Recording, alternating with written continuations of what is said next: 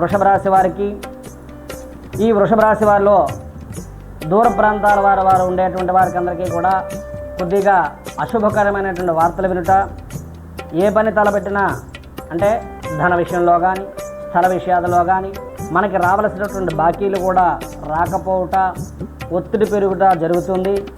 తక్కువ వారి వలన మాటపడుతూ జరగడం, అలాగే మీ ఇష్టదైవం అనేటువంటి దైవారాధన చేయండి, సుందరకాండ పారాయణ చేయండి.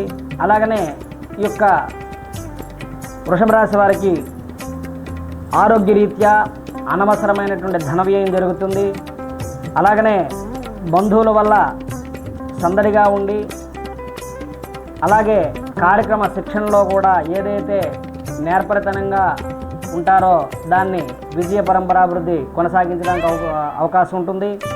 అలాగనే వీరికి విద్యార్థులకి కొద్దిగా ఉత్తీర్ణత పొందలేరు. అతి శ్రమ వలన విద్యార్థులు జ్ఞాపక శక్తి తగ్గి పాస్ అవ్వడం కష్టంగా ఏర్పడుతుంది.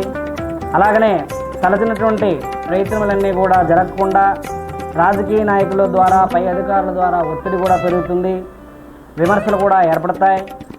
వ్యాపారస్తులు, కాంట్రాక్టులు కూడా చాలా జాగ్రత్తగా ఉండవలెను. ఎందుకంటే అధిక ఒత్తిడి ఉంటుంది కాబట్టి దాని మీద పరిగణనలోకి తీసుకోండి.